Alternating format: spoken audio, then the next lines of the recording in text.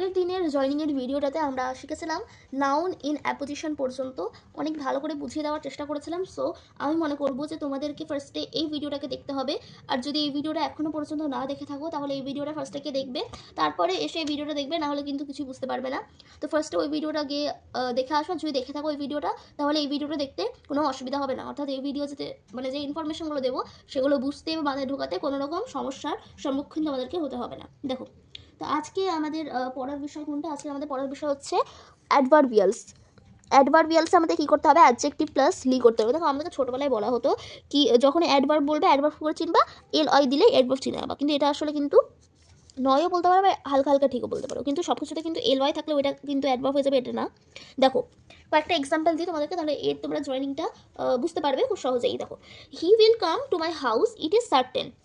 দেখো, এখানে কি আমরা এরকম করতে পারি কি সার্টেনলি, মানে এই যে সার্টেনটা আছে এটা তো অ্যাডজেক্টিভ না, অ্যাডজেক্টিভ এটা, তো অ্যাডজেক্টিভটাকে আমরা এটাকে অ্যাডভার্বিয়ালে পরিণত করে করবো অ্যাডজেক্টিভ প্লাস এল ওয়াই দিয়ে। তাহলে করবো আমরা certainly he will come into my house, কিছুই করলাম না, জাস্ট এইটাকে আগে নিয়ে নিলাম। তোমরা মনে প্রশ্ন আসতে পারে কি দিদি আমরা কি he will come into my house certainly এটা লিখতে পারি না? অবশ্যই লিখতে পারো, কেন পারো না? হ্যাঁ, সার্টেনলিটাকে পরে লিখলেও হবে, আগে লিখলেও হবে, আমি আগে লিখেছি, একটু জাস্ট অ্যাডভান্স লাগছে বা শুনতেও ভালো লাগছে এই জন্য। দেখো, তারপরে এক্সাম্পল দেখে নিই, he will come it is sure, এটা আমরা করতে পারি শিওরলি হি উইল কাম, বা এটা করতে পারি হি উইল শিওরলি কাম, বা হি উইল কাম শিওরলি, এরকম টাইপসেরও করতে পারি আমরা। বোঝা গেল? তারপরটা হচ্ছে I will win the prize, it is definite. তাহলে আমরা ডেফিনেট তো পেয়ে গেলাম, দেখে বোঝা যাচ্ছে, আমরা লিখবো যে definitely I will win the prize, অথবা এটা লিখতে পারি যে I will win the prize definitely. বোঝা গেল এটুকু? পরের এক্সাম্পলটা দেখো, she failed, it was unfortunate. তাহলে আমরা এরকম করতে পারি যে সি আনফর্চুনেটলি ফেল্ড, করতে পারি তো, বা আনফর্চুনেটলি সি ফেল্ড, এরকমও করতে পারি।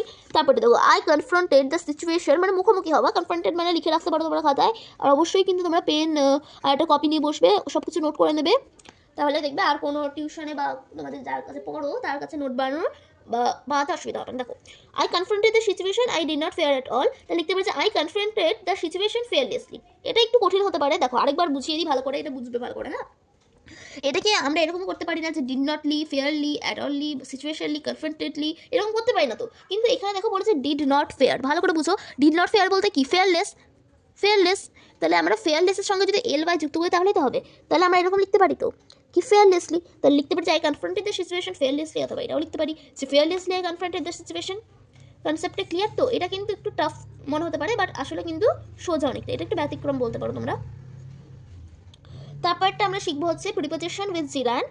তো দেখো, এখানেও কিন্তু আমাদেরকে V1 প্লাস আইএনজি, তোমাদের মনে কোয়েশ্চেন হতে পারে যে V1 প্লাস আইএনজি বলতে তো পার্টিসিপেল, পার্টিসিপেল আমরা জানতাম যে V1 প্লাস আইএনজি করলে আমরা পার্টিসিপেল পাবো, তাহলে এটা কেন, মানে এটার মধ্যে তফাৎটা কি? তাহলে দেখো, এইটা হচ্ছে নাউনের ক্ষেত্রে ব্যবহৃত হয়, আর ওইটা মানে পার্টিসিপেলটা হচ্ছে অ্যাডজেক্টিভ, অ্যাডজেক্টিভ, অ্যাডজেক্টিভ কিন্তু না, অ্যাডজেক্টিভ, ডিটা সাইলেন্ট থাকে।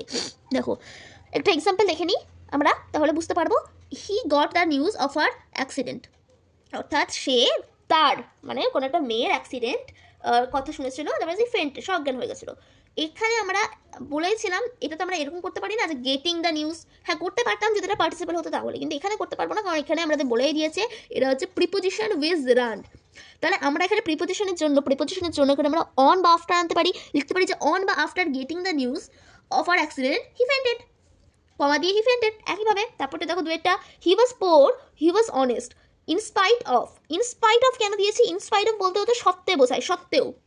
হ্যাঁ, এখানে দেখো ও কিন্তু গরিব, মানে দুটো কাজ বোঝাচ্ছে, সত্ত্বেও সে গরিব, তার সত্ত্বেও সে হচ্ছে দয়ালু, মানে সে গরিব থাকা সত্ত্বেও কিন্তু সে দয়ালু। তাহলে আমরা করতে পারি যে in spite of being poor, being কেন দিলাম আমরা বলেছিলাম আগের ভিডিওটা দেখে না থাকলে, এই জন্য বলেছিলাম আগের ভিডিওটা দেখে রাখবে। বি ভার্বস কোন কোন? ওয়াজ, ওয়্যার, এম, ইজ, আর, এগুলো হচ্ছে বি ভার্ব। তাহলে আমরা বলেছিলাম যে ওয়াজ থাকলে বা ওয়্যার থাকলে আমরা করবো হচ্ছে বিং, তাহলে এখানে করলাম তাই জাস্ট ইনস্পাইট অফটা দিলাম, কারণ তোমাদেরকে বললাম in spite of being poor he was honest, comma দিয়ে হি ওয়াজ অনেস্ট, এইটুকু বোঝা গেল। তো আজকের ভিডিওটা এই পর্যন্ত ছিল, আর আমাদের কিন্তু সিম্পল মানে জয়নিং অফ সিম্পল সেন্টেন্সটা কিন্তু এখানেই, জয়নিং অফ সিম্পল সেন্টেন্স, এটা কিন্তু আমরা দুটো পার্ট মিলে ভিডিও বানিয়েছি, এটা ছিল পার্ট 2, পার্ট 1টাও চাইলে তোমরা দেখে আসতে পারো, নাহলে কিন্তু তোমাদের বুঝতে একটু অসুবিধা হতে পারে।